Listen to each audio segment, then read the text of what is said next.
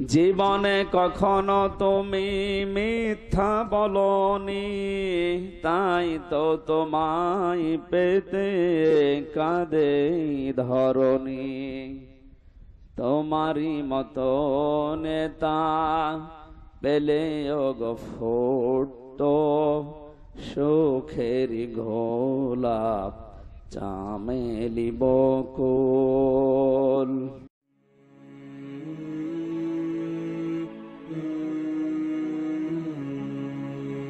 বিসমিল্লাহির রহমানির রহিম।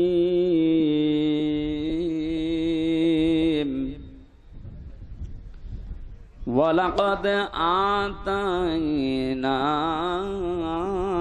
লুকমানাল হিকমাতা আনিশকুর লিল্লাহ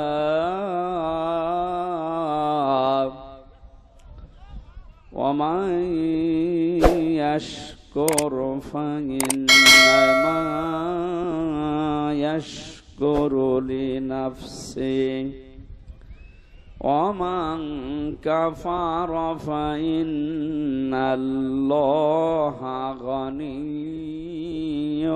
حميد। صدقت يا ربنا।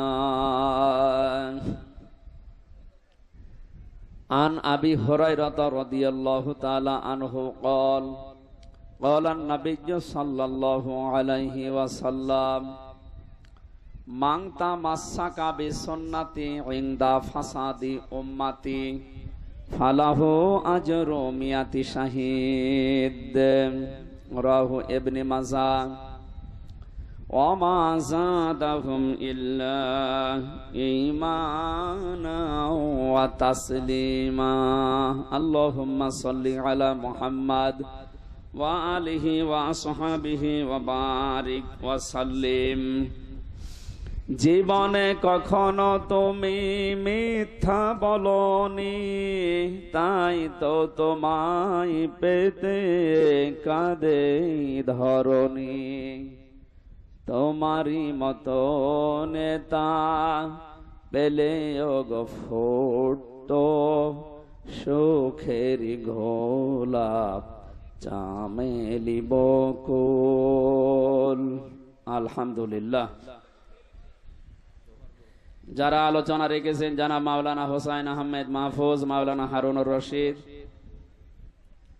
মঞ্চে বসা ওলামা ইকরাম, সামনে বসা মুসলমান ভাইরা, পর্দার আড়ালের সম্মানিতা মা এবং বোনেরা, প্রশাসনের ভাইরা, প্রাণ প্রিয় দিনাজপুরবাসী, আল্লাহর দরবারে শুকরিয়া জানাচ্ছি যিনি আমাদেরকে সুস্থ রেখেছেন। সুস্থতা এটা একটা নিয়ামত, আর নিয়ামতের শুকরিয়া আদায় করলে আপনি আরো সুস্থ থাকতে পারবেন।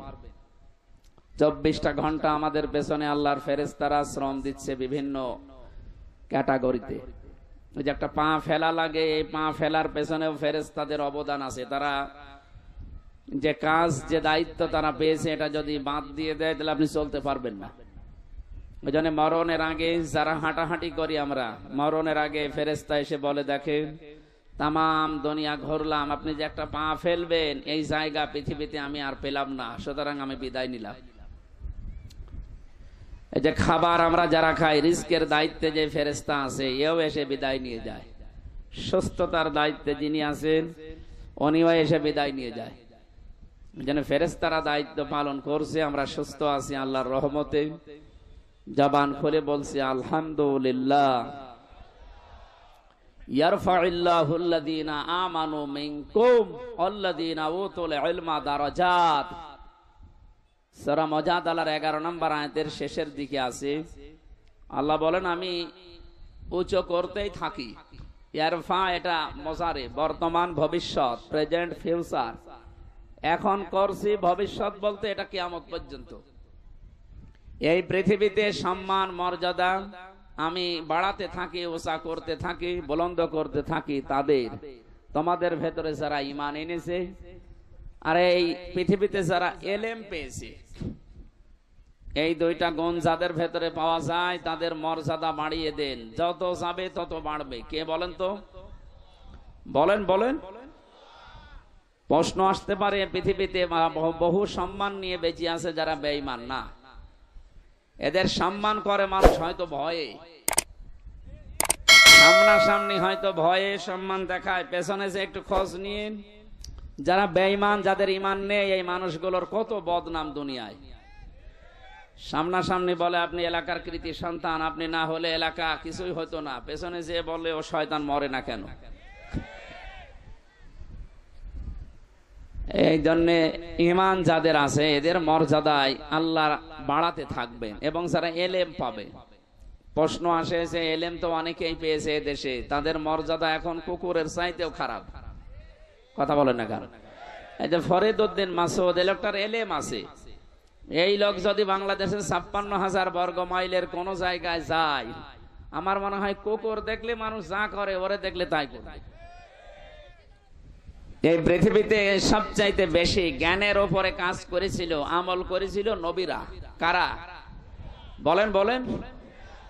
এই জন্য নবীদের সম্মান মর্যাদা আজও দুনিয়ায় আছে, কিয়ামত পর্যন্ত আল্লাহ ঠিক রাখবেন। কিন্তু যারা ঈমান আনার পরে যারা এলেম অর্জন করে আমল করে না, কাজ করে না জ্ঞান অনুযায়ী, তাদের মর্যাদা বাড়া দূরের কথা, দিন যত যাবে আল্লাহ তাদের তত ঘৃণিত করে দেবে। এই জন্য যাদের নাম বললাম এই মানুষগুলোর জ্ঞান আছে কিন্তু জ্ঞান অনুযায়ী আমল নেই, কারণ জ্ঞান অনুযায়ী আমল করলে তাদের অবস্থা নবীদের মতো, সাহাবীদের মতো হবে। আল্লাহ পাক বলেন, ইয়া হাসরাতানা আলাল ইবাদ মা ইয়াতিহিম মির রাসূলিন ইল্লা কানু বিহি ইস্তাহজিউন। সূরা ইয়াসিনের ৩০ নম্বর আয়াতে আল্লাহ বলেন, আমার বান্দাদের জন্য আমার আফসোস, আক্ষেপ, এমন কোন নবী রাসূল দুনিয়ায় পাঠালাম না যার সাথে সমসাময়িক মানুষেরা ঠাট্টা বিদ্রূপ জুলুম নির্যাতন অত্যাচার করে নাই। কে বলছেন বলেন তো? যেহেতু নবীরা তাদের প্রাপ্ত জ্ঞানের উপরে কাজ করতো, আমল করতো, এজন্য জালেম যারা, কাফের মুশরিক যারা, তাদের উপরে জুলুম অত্যাচার ঠাট্টা বিদ্রূপ করতো। এটাই ঠিক কিনা বলেন?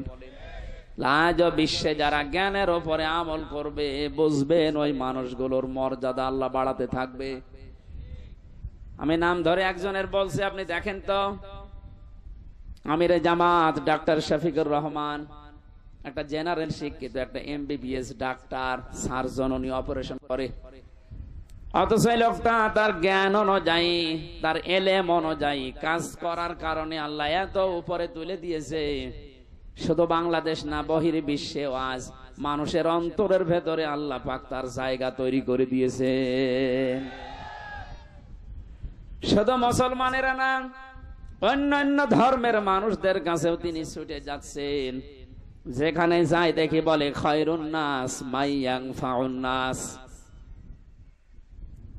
নবীজি জানিয়েছেন আল্লাহর কাছে উত্তম মানুষ ওইটা যার দ্বারা মানুষের উপকার হচ্ছে, হবে। ইয়ানফাউ এটা মোজারে, বর্তমান ভবিষ্যৎ, প্রেজেন্ট ফিউচার। এরপরে আবার খায়রুন নাস দিয়ে মাইয়ানফাউল মুসলিমুনা দেননি, মাইয়ানফাউন নাস দিয়েছেন। শুধু মুসলমানের উপকার যারা করে, তাদের কল্যাণ সাধন করে, তারা আল্লাহর কাছে উত্তম। আল্লাহর নবী এটা বলেননি, বিশ্ব নবী জানিয়েছেন ওই মানুষটা উত্তম যেটার দ্বারা মানুষের উপকার হয়, মানুষের কল্যাণ সাধন হয়। আজ এই দেশে বহু মানুষ আছে, আমরা দেখি তারা শুধু মুসলমানের, অথবা কেউ শুধু হিন্দুদের, কেউ শুধু খ্রিস্টানদের উপকার করে বেড়ান। ডাক্তার শফিকুর রহমানের জীবনের দিকে তাকান, ওনার যে প্রতিষ্ঠান আছে সিলেটের বুকে, সেখানে হিন্দু, বৌদ্ধ, খ্রিস্টান, মুসলমান সবার কর্মজীবন আছে। সুবহানাল্লাহ বলতে পারেন না? এখান থেকে আপনাকে শিক্ষা নেওয়া লাগবে। আমি যদি আল্লাহর কাছে দামি হতে চাই, উত্তম হতে চাই, আল্লাহর দরবারে যদি আমার একটা চেয়ার তৈরি করতে চাই, মর্যাদার চেয়ার, মানুষ কোন ধর্মের দেখা যাবে না। ও যদি মানুষ পদবাচ্যে বিবেচিত হয়, বিপদে পড়লে এগিয়ে যাওয়া লাগবে। কথা বলেন না কেন? বিশ্বনবীর স্ত্রী হযরতে খাদিজাতুল কুবরা রাদিয়াল্লাহু তাআলা আনহা, তিনি ওই সময় মুসলমান হননি, ঈমান আনেননি। কিন্তু নবীজি যখন এসেই বললেন জাম্মিলুনি, আমাকে ঢেকে দাও, আমি ভয় পেয়েছি, হযরতে খাদিজা ওই দিন বলেছিলেন, কাল্লা আল্লাহি মা ইখসিকাল্লাহু আবাদান ইন্নাকা লা তাসিলুর রিহমা ওয়া তাহমিলুল কাল্লা ওয়া তাকসিবুল মা'দুমা ওয়া তুইনু আলা নওয়াইবিল হক। যারা মেয়ে লোক এসেছেন তাদেরকে আবার বলছে, শুধু বাদাম খাচ্ছেন বসে বসে, এইদিকে ভালো করে খেয়াল করে থাকেন। বিশ্ব নবীর স্ত্রী যে কথাগুলো নবীজিকে ওই দিন বলেছিলেন, আজ যদি কোনো স্ত্রী তার স্বামীর চরিত্র নিয়ে এই কথাগুলো বলতে পারে, সে যেন এখন বিশ্বাস করে নিতে পারে যে হ্যাঁ, সে নবীর উম্মত আছে। আর যদি দেখেন যে না, নবীর এই 5টা বিষয়ের সাথে আমার চরিত্র মিলছে না, আপনি বিশ্বাস করতে পারেন আপনি নবীর উম্মত থেকে খারিজ হয়ে গেছেন। হযরতে খাদিজা ওই দিন বলেছিলেন, কাল্লা, কখনো না, আল্লাহি, আল্লাহর কসম, মা ইখসিকাল্লাহু আবাদান, আল্লাহ কখনো আপনাকে অপমান, অপদস্থ, ঘৃণিত, ভয় ভীতি দেখাতে পারেন না। ইন্নাকা লা তাসিলুর রিহমা, কারণ আপনি রেহেমের সম্পর্কগুলো ঠিক রাখেন। ও বাংলার মুসলমানেরা, এখানে হাজারো নামাজি, হাজারো রোজাদার মুসল্লি আমরা অনেকে বসে আছি, হজ করেছি 2-3 বার, তাহাজ্জুদের নামাজও পড়ে, কিন্তু রক্তের সম্পর্ক অনেকেরই ঠিক নেই। ভাই ভাইয়ের সাথে সম্পর্ক ঠিক নেই, নিজের আপন বোনের বাড়িতে যায় না, নিজের ছেলে মেয়ে যে রক্তের সম্পর্ক, যেটা মা বাবা, তার সাথেও সম্পর্ক ঠিক নেই। এটা দুনিয়ার কাজ মনে করে উনি ভুলি আছে, নামাজ পড়ছে। ইন্নাকা লা তাসিলুর রিহমা, অবশ্যই আপনি সম্পর্কগুলো জুড়ে রাখেন, সম্পর্কগুলো অটুট রাখেন, ঠিক রাখেন। সুতরাং যারা মানুষের সাথে সম্পর্ক ঠিক রাখে, এদের কেউ ভয় দেখাতে পারে না। আজ আমাদের এই সম্পর্কগুলো কোথায় চলে গেছে? বিশ্ব নবী বলেন, পৃথিবী তৈরি করার পর সব সৃষ্টি যখন শেষ হয়ে যায়, তখন এই যে রেহেম, যেটা সম্পর্ক, এটা আল্লাহর কুদরতি পা চেপে ধরেছিল। ডাক দিয়ে বলে, মাবুদ, তুমি আমার ব্যাপারে কিছু বললে না, আমার ব্যাপারে তোমার সিদ্ধান্ত কি? সঙ্গে সঙ্গে আল্লাহ জবাব দিয়েছেন, রেহেম সম্পর্ক ভালো করে শুনে রাখো। দুনিয়াতে যে বান্দা বান্দি তোমার সাথে সম্পর্ক ঠিক রাখবে, আমি তার সাথে আছি। তোমার সাথে যার সম্পর্ক ঠিক থাকবে না, আমি তার সাথে নেই। কত বড় কঠিন বিষয় আল্লাহর সিদ্ধান্ত দেখেন। সম্পর্ক যাদের ঠিক নেই, ওদের সাথে আল্লাহ নেই। এখানে বহু মানুষ আমি দেখতে পাচ্ছি, চেহারা দেখলেই বুঝতে পারা যায়, নিজের আপন জনের সাথে 3 দিন 10 দিন 3 বছরও কথা বলে না। ওয়াজ শুনতে এসেছি। কিসের ওয়াজ শুনেন আপনি? কি হয়েছে? ওই যে মুরগিতে ধান খেয়েছে, এই নিয়ে কথা বলে না, কথা বলছে না কারণ। আখিরাতের সাথে সম্পর্কিত এমন কোন বিষয় নিয়ে যদি আপনি তার সাথে সম্পর্ক ত্যাগ করেন, জায়েজ আছে। হাওয়া আল্লাহর বিধান মানে না, এরকম বিষয় শেষ করে দেন। কিন্তু দুনিয়ার কোন তুচ্ছ বিষয় নিয়ে যদি আপনি তার সাথে সব মিটিয়ে ফেলেন, আল্লাহ আপনার সাথে সব মিটিয়ে ফেলবে। আল্লাহ যদি সম্পর্ক ঠিক না রাখে, আপনার নামাজ নেওয়ার জন্য আল্লাহ বসে আছে? বলেন। এজন্য যারা সম্পর্কগুলো নষ্ট করে ফেলেছেন, তাদের হাজারো ভয় চেপে বসবে। সেদিন কোন জায়গা থেকে যেন যাচ্ছিলাম, পুলিশ আমার গাড়ি রাতের বেলা থামানোর পরে বলছে, হুজুর বুকে ফু দিয়ে দেন। কেন? ডিউটি পালন করছিলাম, হঠাৎ দেখলাম ওই তাল গাছের ভেতরে কি যেন নড়ে উঠলো। তাল গাছের ভেতরে কি নড়ে, ওর ভয় পায়, ও তো ভয় পাবে। ও বহু সম্পর্ক দুনিয়াতে মানুষের নষ্ট করে দিয়েছে। আমি নিচে নামলাম না। এজন্য আমরা নামাজ পড়ি, রোজা রাখি, হজ করি, যাকাত দেই, দান সাদকা যাই করি, জিকির আজকার তাসবিহ তাহলিল আছে। এই সম্পর্কের বেলা এটা আমার মনে হয় অনেকে দুনিয়ার কাজ মনে করে ভুলে থাকে। এ সমাজে হাজারো মানুষের সম্পর্ক ঠিক রাখতে পারে না, তার অন্যতম কারণ আমাদের বউগুলো। এই কথা বলেন না কেন? যেই সন্তান মায়ের কাছে ছাড়া খাবার খায় না, ওই সন্তান বিয়ের পরে শেষ পর্যন্ত মাকে বৃদ্ধাশ্রমে দিয়ে আসে। এর পেছনে যিনি ভূমিকা পালন করে, তিনি ওই মহিলাগুলো।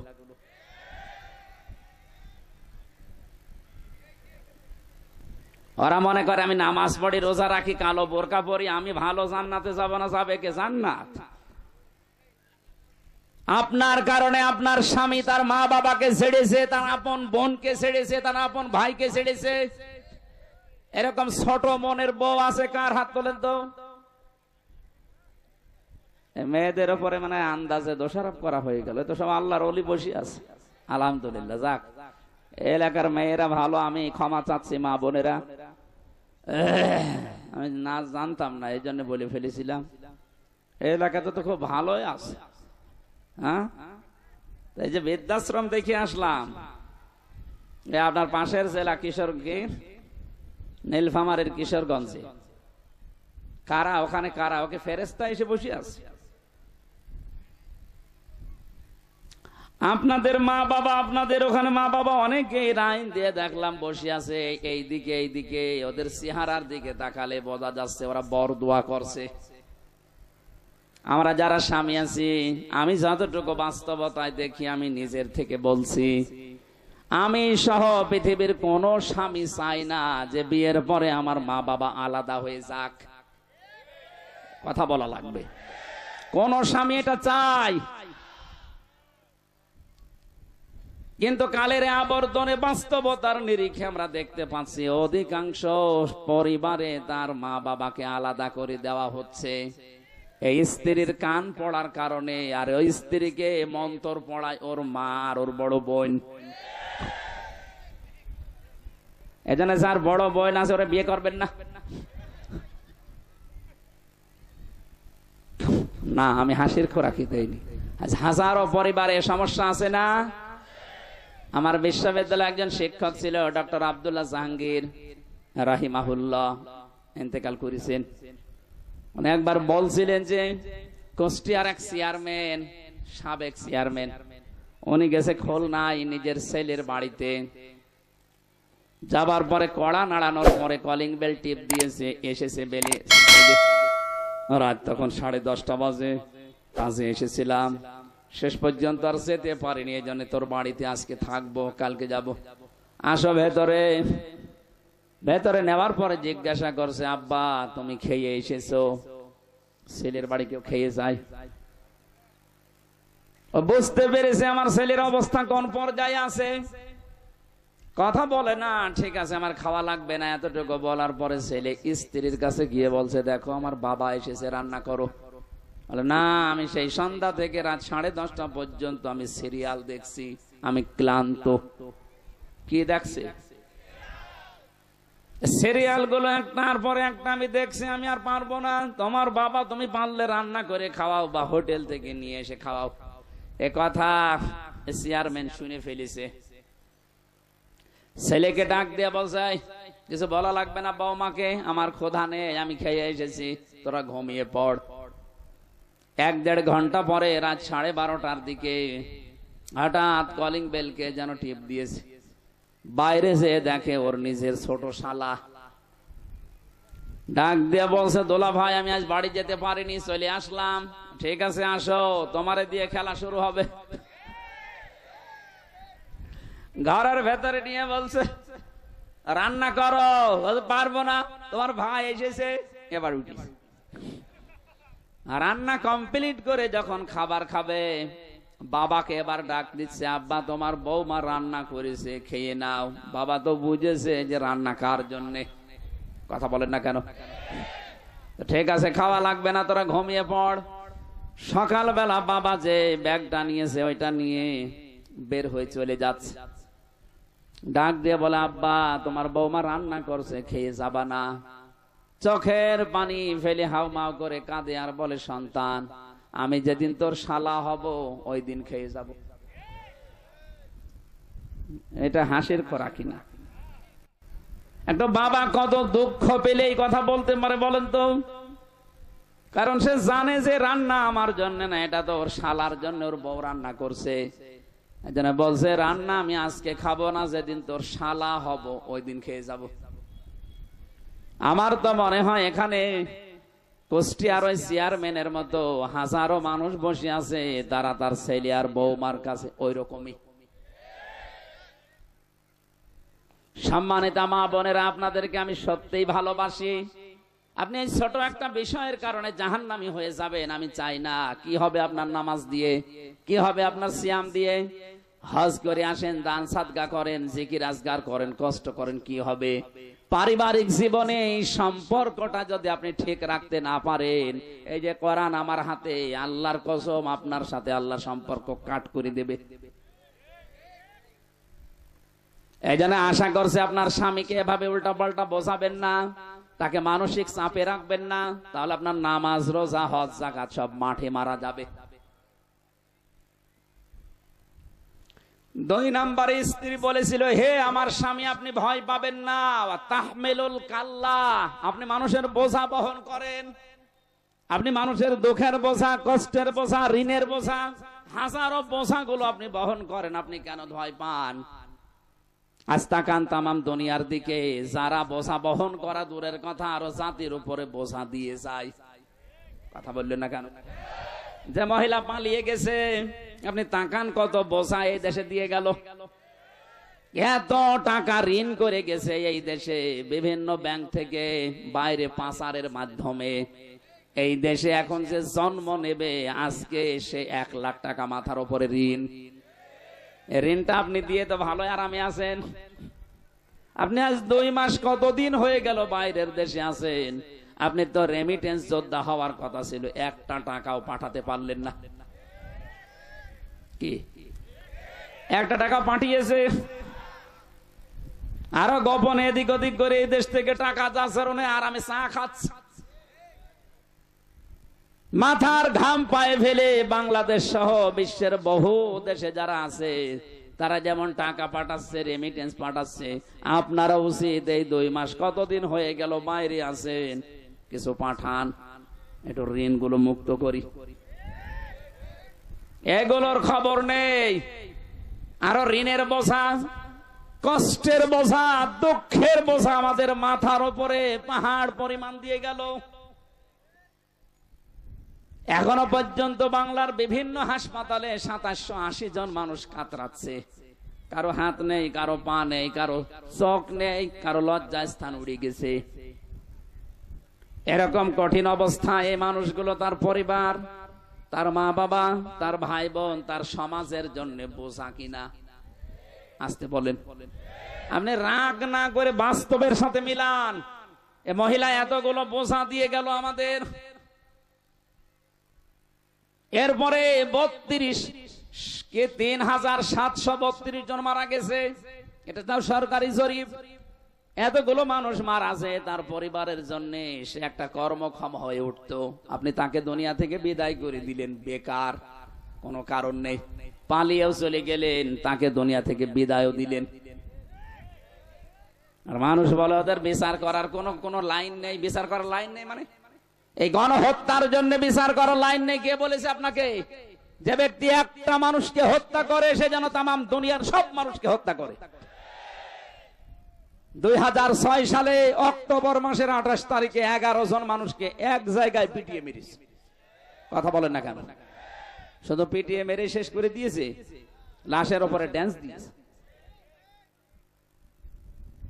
পৃথিবীর ইতিহাস পাল্টিয়ে ফেলেছেন আপনারা। আমি সিরাজগঞ্জ থেকে 7 সালে একবার যাচ্ছিলাম, তখন বাসে আসতাম, ড্রাইভারের পেছনে বসে আছি। রাস্তার মাঝে দেখলাম একটা কুকুর পড়ে মরে আছে। ড্রাইভার সাহেব কুকুরের উপর দিয়ে না দিয়ে বাম দিয়ে চালিয়ে দিল। গাড়ি একটু ঝাঁকি দিয়ে উঠেছে। ড্রাইভারকে বললাম, ভাই আপনি এমন করলেন, এখন এতে অ্যাক্সিডেন্ট হয়ে যেত। ড্রাইভার আমারে বলছে, ভাই দেখেন না একটা কুকুর পড়ে আছে, আমি ডবল করে মারবো, আমার বিবেক নেই। বললাম তো মরা কুকুর, ওরে মারলে কি আর না মারলে কি? ড্রাইভার আমার দিকে ঘুরে বলছে, হুজুর আপনি কি আসলেই হুজুর? আপনি কেমন হুজুর? আপনি দেখেন একটা মরা গরু, মরা কুকুর পড়ে আছে, আমি ডবল করে আবার গাল চাকা দেব, আমার বিবেক নেই? হ্যাঁ, এই কথাটা শোনার জন্য আমি ছিলাম। মরা কুকুর ডবল করে মারা যায় না, আপনার বিবেকে মেনে নিল না। অথচ পৃথিবীতে জিন্দা মানুষ পিটিয়ে লাশের উপরে অনেকে ড্যান্স দিয়েছে। এদেরকে মানুষ বলার কোন রাস্তা খোলা আছে? আপনি তো বিচার করার কোন লাইন পাচ্ছেন না। গণহত্যার দায়ে একটা দুইটা না 3732 জন মানুষ মারা গেল, 2780 জন মানুষ এখনো হাসপাতালে। বিচার তো শুরু করলে এইগুলো দিয়েই করা যায়। বাইরের বিভিন্ন দেশে এখন মায়া কান্না কাঁদছে যে আমি নির্বাচিত, সরকার আমারে পিটিয়ে বের করে দিয়েছে। ভণ্ডামি করার জায়গা পান না। আপনি নির্বাচিত, এটা কুকুরও বিশ্বাস করবে? নিয়ে আসেন, ও যে কুকুর আছে ডাক দিন। কুকুরকে জিজ্ঞাসা করেন যে 15 বছর যারা ছিল ওরা কি নির্বাচিত ছিল? ও কথা বলতে পারলেও হাসবে, ঘোড়ার মতো হাসবে।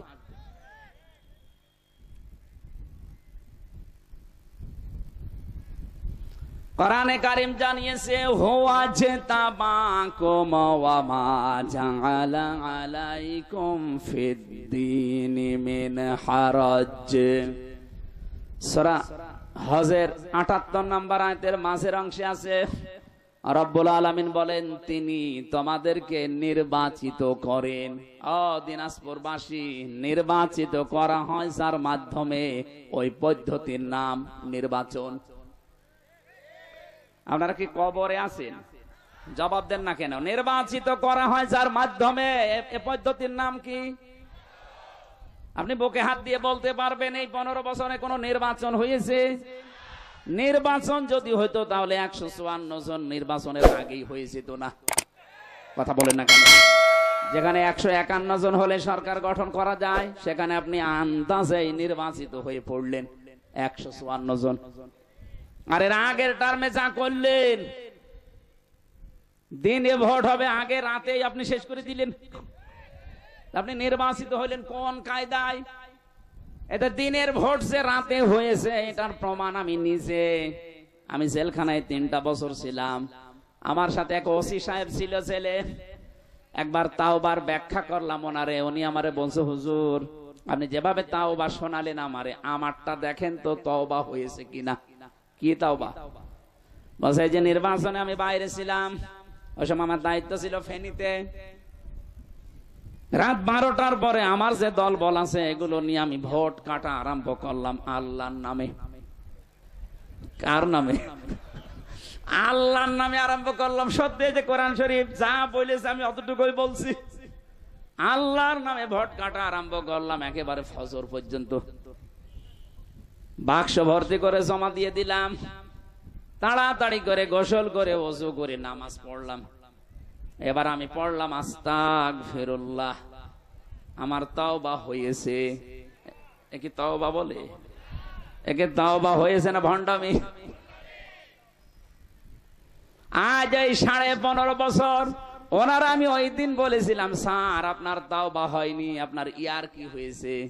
যদি আপনি সত্যিই তাওবা করেন আল্লাহর কাছে না, কারণ আপনি তো আল্লাহর হক নষ্ট করেননি, আপনি হক নষ্ট করেছেন হামজার। কথা বললেন না কেন? আমার মতো হামজার হক আপনি একটা দুইটা না, একটা এমপি বানাতে 3.5 লাখ 4 লাখ মানুষের রায় লাগে।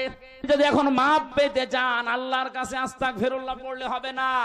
আমার মতো হামজা 4 লাখ এদের কাছে আগে ক্ষমা চাবেন। বড় দুঃখের বিষয়, এই 15.5 বছরে অনেকেই কিন্তু মারা গেছে। আপনি তার কাছে ক্ষমা চাবেন কি করে? তার মানে আপনার দুনিয়াও শেষ আর আখিরাত তো শেষই। যাদের হক নষ্ট করলেন, কিয়ামতে আল্লাহ যখন বিচার ব্যবস্থা আরম্ভ করবে তখন ওই মানুষকে ডেকে বলবে তোর হক তুই পাও না, এর কাছে নিয়ে নে। আপনার কিছুই থাকবে না, যতটুকু নেকির কাজ ছিল ওখান থেকে দেওয়া আরম্ভ হবে। 4 লাখ মানুষকে যদি আপনি হক দিতে থাকেন, কয়টা নেকির কাজ করেছেন? সেটা দিতে দিতে আপনার সব শেষ। আরো পাওনাদার আমার মতো হামজা এসে বলবে আমিও দিতে পারিনি, আমারটা দেন। কি করবেন তখন? বলবে আল্লাহ আমারটা না নিয়ে আমি এর ছাড়বো না। শেষ পর্যন্ত আল্লাহ পাক যেহেতু ন্যায় বিচারক, বলবে তোর যা অপরাধ আছে এর মাথার উপরে চাপিয়ে দে। আপনি কি করলেন, কার জন্য করলেন?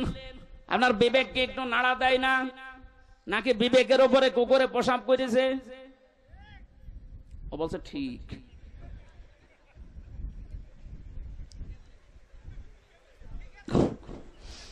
না, বাস্তবতা আমাদের হচ্ছে না ভাই। কিসের তাওবা আপনি করেন আমি তো বুঝি না। দোষ করে একজনের কাছে, ক্ষমা চায় আর একজনের কাছে। এখানে সাফ সাফ বলছে, কেউ যদি তাওবা করতে চান, অপরাধ করবেন যার কাছে, ক্ষমা চাবেন তার কাছে। আপনি নামাজ পড়েননি, অপরাধ করেছেন হামজার কাছে না আল্লাহর কাছে? আরো জোরে বলেন। নামাজ না পড়লে, রোজা না রাখলে আপনি যদি ক্ষমা চান আল্লাহর কাছে, আল্লাহ মাফ করে দিলেও দিতে পারে, শাস্তি দিলেও দিতে পারে। কিন্তু আপনি আমার হক যদি নষ্ট করে থাকেন, এই যে 3টা বছর বিনা কারণে আমারে আটক করে রাখলেন ফাঁসির কন্ডেম সেলের ভেতরে, এমনকি আমারে আয়না ঘরে আপনি রেখেছিলেন।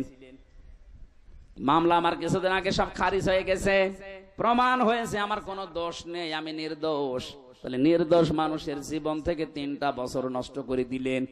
আমার হক ছিল আমার স্ত্রীর, আমার সন্তানাদের, আমার মা বাবার, কথা বলছেন না, তাদের হক গুলো আপনি নষ্ট করেছেন আপনার ইচ্ছার কারণে। আপনি যদি শুধু একটু ইচ্ছা করতেন ছেড়ে দিতে পারতেন। মামলাটা প্রায় 33 বার সিএমএম কোর্ট, জজ কোর্ট, হাইকোর্টে উঠেছিল, তারপরও বলেছে না, জামিন যেন দেওয়া না হয়। অথচ সেই জজই এই স্বাধীনতার পরে মামলা তুলতে দেরি, মামলা এভাবে দেখে বলছে কি দিয়ে বিচার করব, কোনো মাল নেই, যা সব জামিন দিয়ে দিলাম। শুধু জামিন না, একেবারে জীবনের মতো খারিজ করে দিয়েছে। আদালত কর্তৃক প্রমাণিত আমি নির্দোষ, আমার কোনো দোষ এ মামলার সাথে পাইনি। আমার মতো হাজারো হাজারো হাজারো মানুষ, প্রায় 1,10,000-এর মতো মানুষ জেল কাটতেছে। আমি যতটুকু দেখলাম এই 3 বছরে প্রায় 100 জনের 60 জন কিছুই জানে না আন্দাজে। যারা বিচারক আছেন অধিকাংশ হাত বাঁধা ছিল। আমার ওই বিচারপতিকে আমি মনে করলাম, জিজ্ঞাসা করি, স্যার এগুলো তো আপনার হাতে ছিল এতদিন, কিছুই করেননি, হঠাৎ আজকে বললেন কোনো মাল নেই, ছেড়ে দিলাম, এতদিন কি হয়েছে? এইটাই আমারে বলতো, হুজুর আমার হাত বাঁধা ছিল। কথা বলেন না কেন? এখন আমার হাত খোলা আছে। আমরা চাই এদেশের 1628টা চেয়ার আছে, যারা বিচারালয় আছে, শিক্ষা ব্যবস্থায় আছে, চিকিৎসা ব্যবস্থায় আছে, রাষ্ট্রীয় ব্যবস্থায় আছে, প্রশাসনে আছে, এদেশের দায়িত্বে যারা প্রতিনিধি হয়ে আছে, এরকম 1628টা চেয়ার এখন এই দেশে। প্রত্যেকটা চেয়ারের হাত বাঁধা ছিল। এই জন্য ন্যায় বিচারের পরিবর্তে অবিচার পেয়েছি বেশি। এখন যেহেতু হাত খোলা, চাই এই দেশে কিয়ামতের আগে যেন কারো হাত আর বাঁধা না থাকে। সবার হাত এই রংপুর বিভাগের কৃতি সন্তান, বীর সন্তান আবু সাইদের মতো খোলা থাকবে। এখনো 100 জনের 65 জন অলরেডি পাল্টিয়ে গেছে বিভিন্ন চেয়ার থেকে, কিন্তু ওই জালেমদের দোসর এখনো 35 জন আছে দেশে। আর এরাই মাঝে মাঝে উল্টা পাল্টা ছড়ায়। এই যে মাঝে মাঝে একটু উসপিস করে, দেখেন না এরা। আমরা চাই এদেশে সংস্কার যখন আরম্ভ হয়েছে, একটা চেয়ারেও যেন কোনো জালেম আর জালেমের দোসর না থাকে। সব চেয়ার আমরা চাই যেন ওই বিচারকের মতো মুক্ত। বলেন এই কি হলো? দিনকাল ভালো হয়নি, এখনো তাকবীর দেওয়া লাগবে আর কিছুদিন পরে।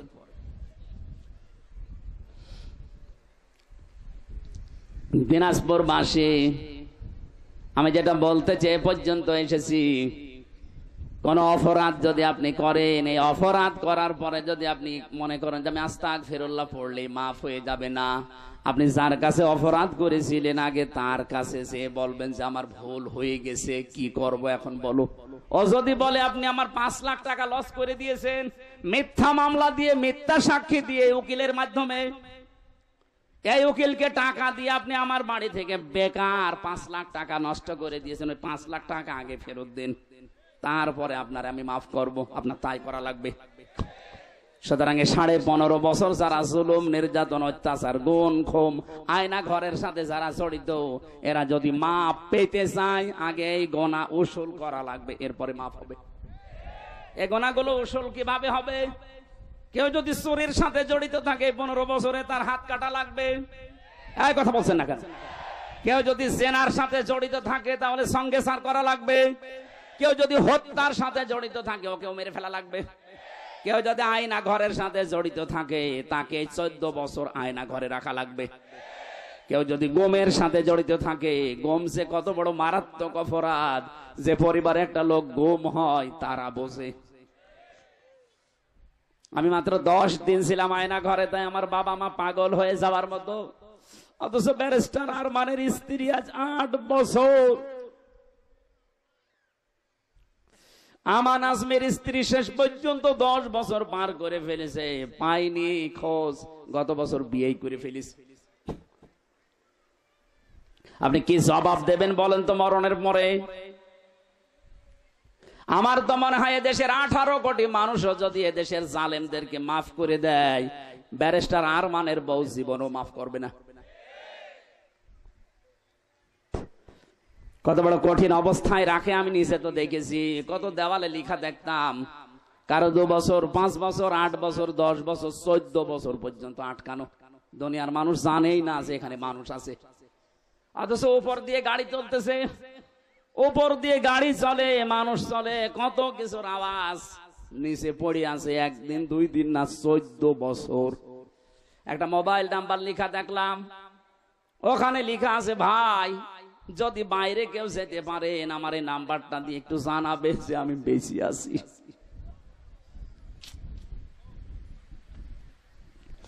আমার সাথে মুফতি ফখরুল ইসলাম ছিলেন, উনি আমার একদিন ডাক দিয়ে বলছে, হামজা ভাই আপনারা কি অবস্থায় রাখিছিল আমি জানি না, আমার রেখেছিল পায়ের ভেতর দিয়ে হাত দিয়েছে, এভাবে হাত দিয়ে সামনে হাতের সাথে যে যেখানে লোহার বেড়া দেওয়া, এই লোহার রডের সাথে হাত দিয়ে হ্যান্ডকাপ দিয়ে বেঁধে দিয়েছে। 2 দিন 3 দিন 5 দিন পরে খুলে দিলে তো হয়, বছরের পর বছর আমার এভাবে রেখে দিয়েছে। টয়লেট করার জন্য মাত্র 1-1.5 মিনিট 2 মিনিট সময় দিত, সকালে দিত পচা ছোলা, দুপুরে খাবার দিত মনে হচ্ছে কেউ মাখিয়ে দিয়েছে। এইটা গড়ে গড়ে আমি বছরের পর বছর কাটিয়েছি। আমাকে যখন কন্ডেম ছেলে দিয়ে দিল ফাঁসির, দেখতাম উনি আর আমি এক ঘরে ছিলাম, 60 পাট হয়ে হাত পা ছেড়ে দিয়ে পড়ে আছে। কি ভাই এমন করে শুয়ে থাকেন কেন? আমারা বলছে, হামজা এই যে শুয়ে থাকা এটা যে কত বড় নিয়ামত আমি টের পেয়েছি। একটা মানুষকে যদি পায়ের ভেতর দিয়ে হাত দিয়ে এভাবে ঘন্টার পরে ঘন্টা, না এটা যে কোন বছর আমরা জানি না, কোন মাস তাও জানি না, কয়টা বাজে তো কোনো জানার কোনো স্কোপই নেই। বলেন তো এভাবে একটা মানুষকে 14 বছর যদি ওইভাবে কাউকে রাখে, কাউকে 8 বছর, কাউকে 10 বছর, কাউকে 3 বছর রেখে দিয়েছে। আমার মাঝে মাঝে মনে হয়তো আমাদের যারা দায়িত্বে থাকতো এই মানুষগুলো বাইরে যেয়ে ওদের স্ত্রীর সাথে মেলামেশা করে কি করে, ওরা যে বাড়িতে যে সংসার করে খাবার খায় কি করে খায়, যে দৃশ্য ওরা নিজেরা দেখে গেল। আর এখনো পর্যন্ত অনেকে জালেমের সাফাই কাজে কি করেছে, ওরে শয়তান কি করেছে তুই 10 দিন থাক, ওর মুখের উপর অন্য কিছু মারা দরকার। এখনো পর্যন্ত বলে কি করেছে কি করেছে, আপনারা নিয়ে চলেন 5 দিন থাকবেন, আপনি বেহুশ হয়ে এমনি মরে যাবেন। আমাদের কাছে তারাও কোরআন শরীফ ছিল মুখস্থ, আমরা হাফেজ, কোরআন পড়েছি যে কত খতম আল্লাহ জানার আমি জানি, আপনার তো কোরআনও নেই, কি পড়বেন আপনি? আপনার 10 বছর 14 বছর লেখা লাগবে না, 14 দিন থাকেন এমনি লাশ হয়ে বেরিয়ে যাবেন। আমি যে বেরিয়ে এসেছি এই 3টা বছর পরে, আমার এখন সৌভাগ্য আমি বেঁচে আছি, কিন্তু রোগ হয়ে গেছে, বিভিন্ন রোগ শরীরে এখন এই যে স্বাভাবিক হচ্ছে না।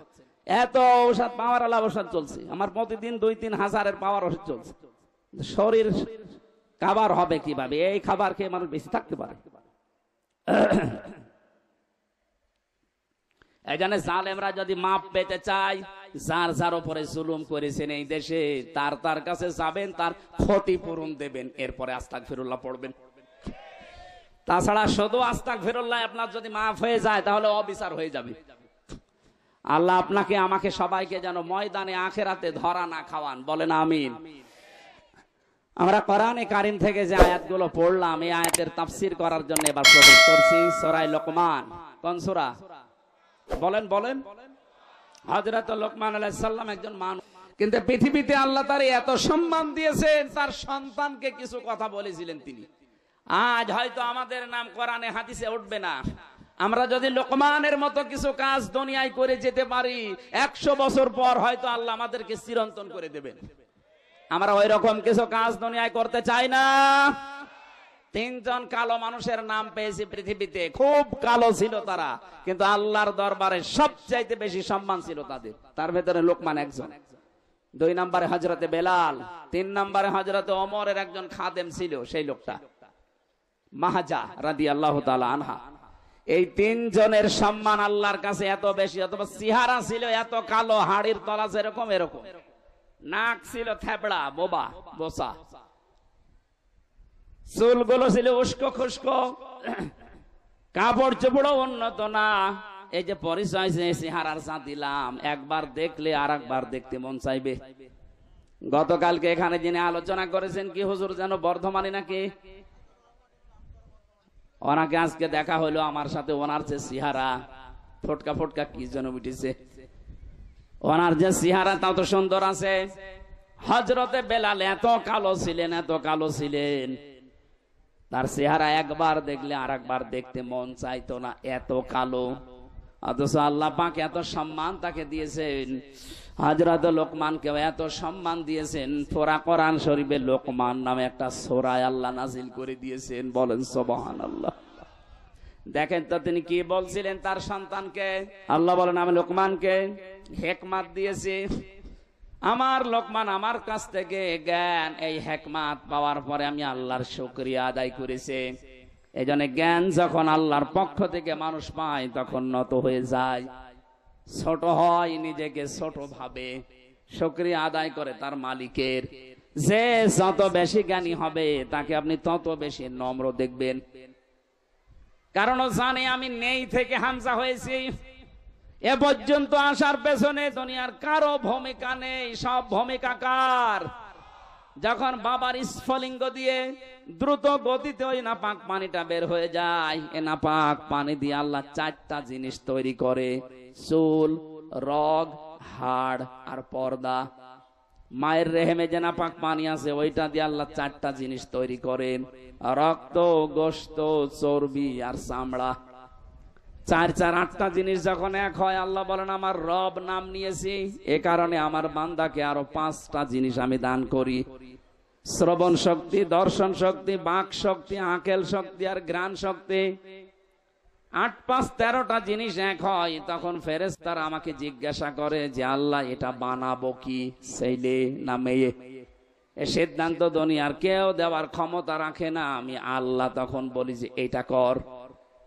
6 মাসের ভেতরে যখন বডি স্ট্রাকচার তৈরি হয়ে যায়, ওয়াল্লাযী ইউসাউবিরুকুম ফিল আরহামি কাইফা ইয়াশা, তিনি সে আল্লাহ যিনি মায়ের পেটের ভেতরে তোমাদের আকৃতি তৈরি করেন। বডি স্ট্রাকচার বানিয়েছে ফেরেশতাদের মাধ্যমে, আর আকারটা বানিয়েছে আল্লাহ নিজে। জোরে বলেন সুবহানাল্লাহ। আকৃতি তৈরি করার পরে 6 মাস সর্বনিম্ন। 6 মাসের আগে আপনার সন্তান হলে বুঝবেন এটা অবৈধ সন্তান। 6 মাসের পরে কারো 10 মাস 10 দিন পর্যন্ত যায়, কারো 8 মাস, 8.5 মাস, 9 মাস, 9.5 মাস, এইভাবে 10 মাস 10 দিনের ভেতরে আল্লাহ ওইটাকে বের করে নিয়ে আসেন। আল্লাহু আখরাজাকুম মিন বুতুনি উম্মাহাতিকুম লা তা'লামুনা শাইআ। আল্লাহ বলেন বাচ্চার আকারে আস্তে করে পেট থেকে বের করে নিয়ে আসি, এমন অবস্থায় আনলাম যখন তুই কিছুই জানতি না। এখান থেকে আস্তে আস্তে তোকে আমি কথা বলা শেখালাম। এই যে খালাকাল ইনসান আল্লামাহুল বায়ান, মানুষকে আমি বানিয়েছি আর কথা বলা শিখিয়েছি। বিজ্ঞান এখন এই আল্লামাহুল বায়ান নিয়ে গবেষণা চালিয়েছে যে মানুষ কথা বলে কি করে। দেখি এই কয়েক ইঞ্চি জায়গা, এখানে 27টা ধাক্কা তৈরি হওয়ার পরে একটা কথা তৈরি হয়। এতটুকু জায়গার ভেতরে 27টা স্তর আছে। 27টা স্তর পার করার পরে ধাক্কা লাগতে লাগতে একটা কথা তৈরি হয়। এটা দুনিয়ার কোনো মানুষ আমাদেরকে দেয়নি, এটা দিয়েছে শুধুমাত্র কে? আরো জোরে বলেন কে? দুনিয়ায় যদি কিচ্ছু না পান, এই যে কথা বলতে পারেন, আপনি যদি তামাম দুনিয়ার সব জায়গায় সেজদা দিয়ে শেষ করে ফেলেন, তারপরও এই কথা বলতে পারা এর নিয়ামতের শুকরিয়া শেষ হবে না। যে মানুষগুলো দেখতে পারেন বিশেষ করে, এটা যে কত বড় নিয়ামত। যারা দেখে না ওই মানুষগুলো টের পাচ্ছে দুনিয়া কি। অন্ধ মানুষের কাছে দুনিয়া আখিরাত সমান, কবরের মতো লাগে। কুমিল্লায় এক মাহফিলে আমার সাথে অন্ধ খাবার খাচ্ছিল, হঠাৎ বিদ্যুৎ চলে গেল। আমরা যারা চোখওয়ালা মানুষ আছি চেল্লা পাল্লা করছি। হঠাৎ পাশ থেকে অন্ধ আমার হাত চেপে ধরে বলছো, হুজুর মাত্র 1.5-2 মিনিট কারেন্ট চলে গেছে, আপনি চিল্লান। অথচ 42 বছর আমার জীবনে কারেন্ট নেই। 42টা বছর আমি দেখি না, আমি তো চিল্লালাম না। অন্ধ ওই দিন আমাকে আর একটা কথা জানিয়েছে, আপনারা যারা চোখওয়ালা মানুষ তো দিনের বেলায় দেখেন, রাতের বেলা স্বপ্নে দেখলেও কিছু দেখতে পান।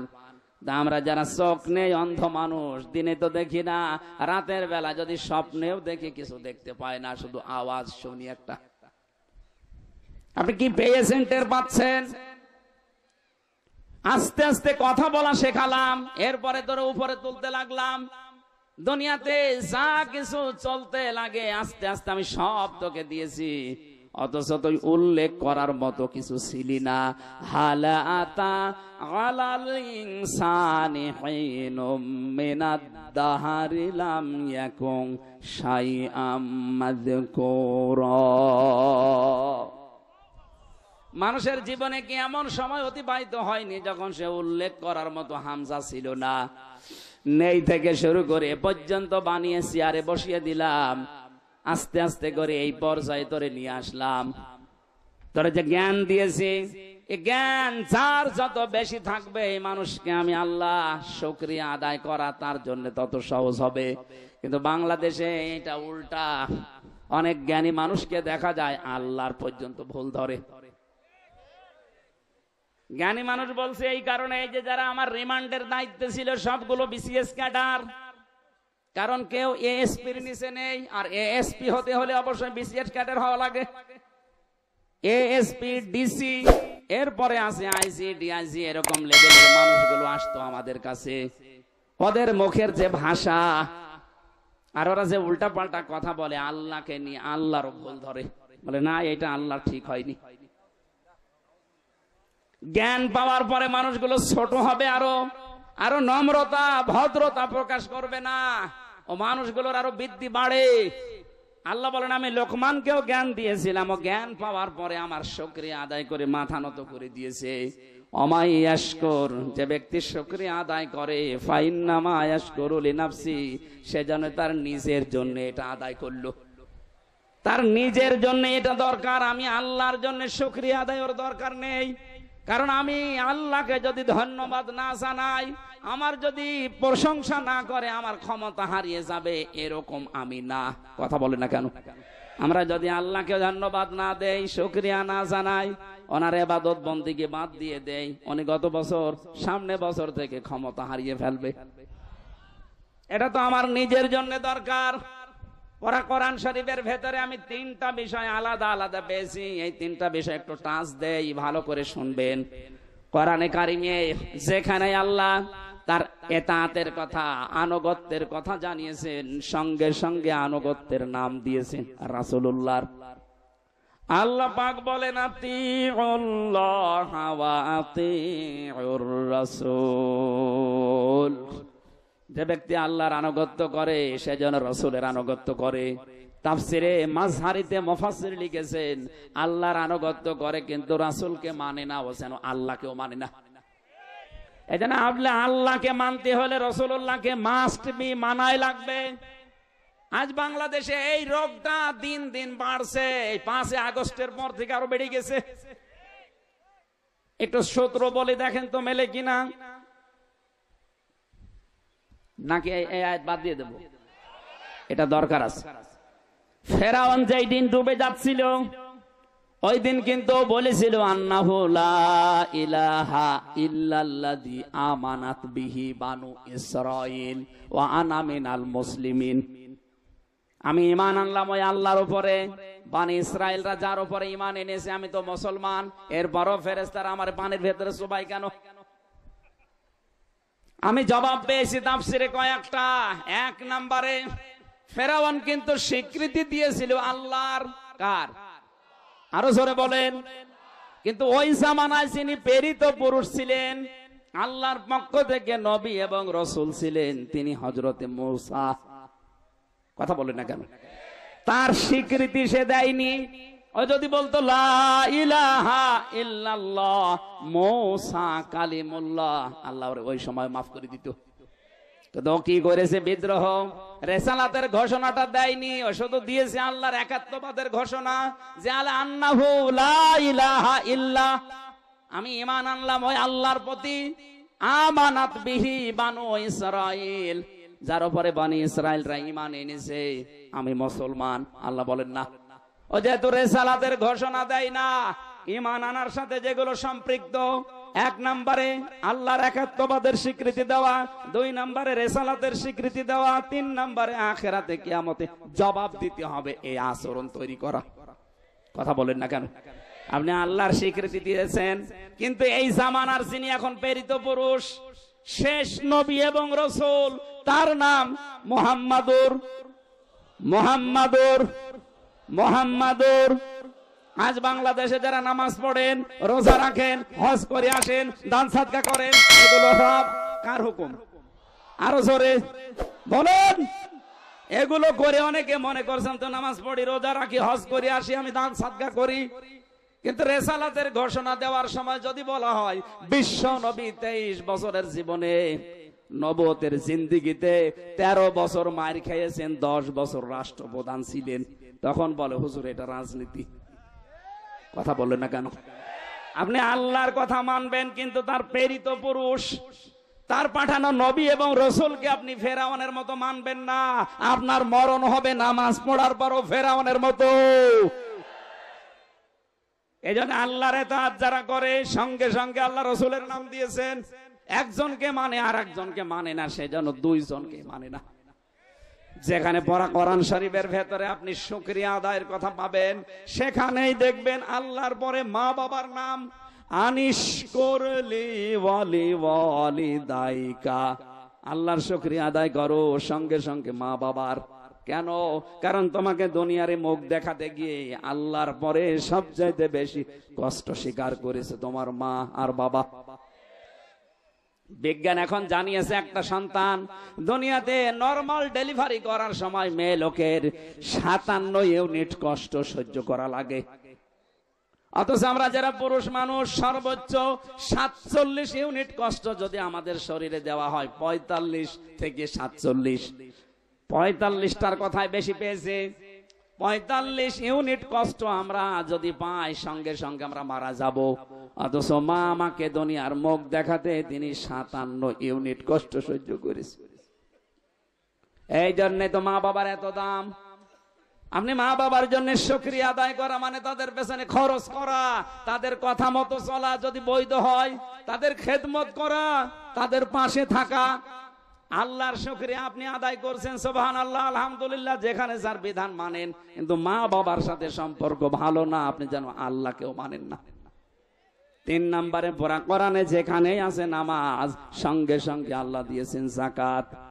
রব্বুল আলামিন বলেন আকিমুস সালাতা ওয়া আতাবুজ যাকাত, নামাজ কায়েম করো, সঙ্গে সঙ্গে যাকাত আদায় করো। এখানে বহু মুসলমান আমরা আছি, নামাজ পড়তে বলবেন 5 ওয়াক্তের জায়গাও তাহাজ্জুদ মিলে 6 ওয়াক্ত পড়বে, যাকাত দিতে বললে মনে হয় যে জরিমানা, আপনার নামাজ হবে না। এই যে একটা হাত, এখান থেকে শুরু করে এ পর্যন্ত হাত, কেউ যদি এ পর্যন্ত ঢেকে রাখে, এ পর্যন্ত খালি রাখে, ও পুরা হাতে কাপড় দিয়েছে। কথা বলে না কেন? আপনাকে এই দুনিয়ার ময়দানে দেখাতে হবে ফাসাল্লি লিরাব্বিকা ওয়ানহার, আপনি নামাজ পড়ছেন আল্লাহর জন্য, কুরবানি ত্যাগ তিতিক্ষা কষ্ট সহ্য করছেন ওই আল্লাহর জন্য। আজ হাজারো মানুষের ভেতরে এইটা নেই, নামাজ পড়তে রাজি আছে, কিন্তু বাকিটা যে যাকাত, বাকিটা যে খরচ, এইটা পড়লেই দুনিয়ার কাজ মনে করে জরিমানা, না এটা পারবো না, আপনি যেন নামাজ পড়েন না। হযরত লোকমানের জন্য জ্ঞান পাওয়ার পরেই তিনি নত হয়ে গেলেন আল্লাহর সামনে। আমরাও যারা সামনে জ্ঞান পাবো, কোরআনের জ্ঞান, হাদিসের জ্ঞান, দুনিয়ার জ্ঞান, সে যে জ্ঞানই অর্জন করি, আমাদের যেন এই আচরণ তৈরি হয় যে আমরা নত হয়ে যাব, বিনম্র হব, ছোট হব, শ্রদ্ধায় অবনত হব। কার কাছে? আরো জোরে বলেন। আমরা শুকরিয়া আদায় করব আল্লাহর জন্য না আমার নিজের জন্য দরকার এটা। অমান কাফারা ফাইন্নাল্লাহা গনিয়্যুন হামিদ। কোন মানুষ যদি অস্বীকার করে, কোন মানুষ যদি মুখ ফিরিয়ে চলে যায় এখান থেকে, আল্লাহ বলেন তোর প্রশংসা আমার লাগবে না, আমি নিজেই। আল্লাহ কি গরিব? আল্লাহুল গনিয়্যু ওয়া আনতুমুল ফুকারা।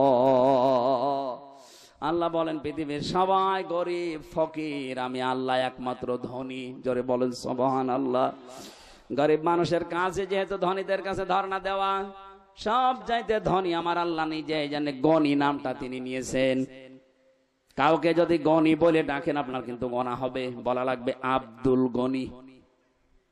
এ পৃথিবীতে একমাত্র ধনীকে। আরো জোরে বলেন। বারবার চলতে ফিরতে আমাদের মুখ দিয়ে যেন এই শব্দটা আল্লাহ বের করে নেয়। বল লিল্লাহি মা ফিস সামাওয়াতি ওয়া মা ফিল আরদ। আসমান জমিনে যা আছে সব কার? তাহলে এগুলো আমাদের আয়ত্তে যতটুকু আছে, কারো 10 বিঘা, 5 বিঘা, 1 বিঘা, 2 কাঠা, এগুলো সব আমার না, এগুলো আমার আমানত। এই কথা বলেন না কেন? এই বিশ্বাসটা যতদিন দৃঢ়ভাবে বদ্ধমূল না হবে, ততদিন আপনি ইবাদতে শান্তি পাবেন না। আপনি এটা দৃঢ়ভাবে বিশ্বাস করেন যে এগুলো আল্লাহর, কিন্তু আমার কাছে আমানত। আমানতের জিনিস যেমন মন মতো খরচ করা যায় না, ওনাকে বইলে জিজ্ঞাসা করে দেওয়া লাগে। সুতরাং আল্লাহ আমাকে আমানত দিয়েছে, আমানতের সঠিক ব্যবহার করে যেন আমি মারা যেতে পারি। আল্লাহ লোকমান আলাইহিস সালামের মতো দুনিয়ার ময়দানে এইভাবে শুকরিয়া আদায় করে বিশাল আখিরাত তৈরি করার তৌফিক দাও। আল্লাহুম্মা আমিন। লা ইলাহা ইল্লা আনতা সুবহানাকা ইন্নী কুনতু মিনাজ জালিমিন। আয় আল্লাহ তাআলা, তোমার বান্দা লোকমানকে তুমি জ্ঞান দিয়েছিলে, হিকমত দান করেছিলে, তোমার শুকরিয়া আদায়ের মাধ্যমে জ্ঞানের পরিপূর্ণতা সে পেয়েছে। আল্লাহ তাআলা, আমাদেরকে তুমি যতটুকু জ্ঞান এলেম দিয়েছো, তোমার শুকরিয়া আদায় করে মাথা নত করি তোমার বিধান মানার তৌফিক দাও। সওয়াব যদি দিয়ে থাকো কোটি কোটি গুণে বাড়িয়ে মহান্নম বিশ্বনবী মুহাম্মদুর রাসূলুল্লাহর রওজায় পৌঁছিয়ে দাও। মা বাপ যারা হারিয়ে ফেলেছে আল্লাহ মা বাপকে ক্ষমা করে দাও। মাহফিলের সম্মানিত সভাপতি অ্যাডভোকেট আবু তালেব, তোমার এই গোলামকে, মুরব্বী বান্দাকে কবুল করো। আমাদের প্রধান অতিথি, বিশেষ অতিথি যারা এসেছে মঞ্জুর করো। কত মা বোনেরা বসে আছে নিজেদের মা বাবা আত্মীয় স্বজন ছেড়ে, যারা স্বামীর বাড়িতে পড়ে আছে, আল্লাহ স্বামীর বাড়িকে জান্নাতের মতো বানিয়ে দাও। যাদের স্বামী অবাধ্য আছে বাধ্য করে দাও। যারা অসুস্থ আছে শেফায়ে কামেলা আজাল নসিব করো। তুমি দেখতে পাচ্ছ আমার শরীরের অবস্থা। জালেমের জিন্দানখানায় 3টা বছর ফাঁসির ওই কন্ডেম সেলের ভেতরে বসে থাকতে থাকতে আমার বিভিন্ন রোগ আমার শরীরে বাসা বেঁধেছে। আল্লাহ রোগগুলো মেহেরবানি করে শেফায়ে কামেলা জেলা করে দাও। আবার আগের অবস্থায় আমার শরীরকে তুমি ফিরিয়ে দাও। কোরআনের যতগুলো কথা বলি এগুলো আমার জীবনে আগে সেট করার তৌফিক দাও।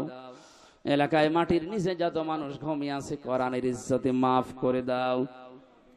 মাদ্রাসার আর্থিক সহযোগিতার জন্য এলাকাবাসী আহ্বান জানিয়েছে কমিটি। এলাকার মানুষের দিল মন তুমি নবীর ঘরের দিকে ঝুঁকিয়ে দাও। আল্লাহ, এগুলো সবই তোমার, আমাদের কাছে আমানত আছে। এটা আমাদের অন্তরে দৃঢ়ভাবে বদ্ধমূল করে দাও। বারাকাল্লাহু লানা ওয়া লাকুম ফিল কোরআনিল আযীম। আমার ছোট মেয়েটা অসুস্থ মারাত্মক, রব্বুল আলামিন মেহেরবানি করে হাফসা জান্নাতকে তুমি সুস্থতা দান করো। আমার চাচা শ্বশুর অসুস্থ হয়ে হাসপাতালে পড়ে আছে, আল্লাহ তাকেও তুমি সুস্থতা দাও। কত মানুষ এখানে বসে আছে, আমারও রোগ দিয়েছো, মানুষের কাছে বলতেও পারে না। মেহেরবানি করে গোপনে রোগটা ভালো করে দাও। মরণ আসলে যেন এই কালেমাটা বের হয়, লা ইলাহা ইল্লাল্লাহু মুহাম্মাদুর রাসূলুল্লাহ।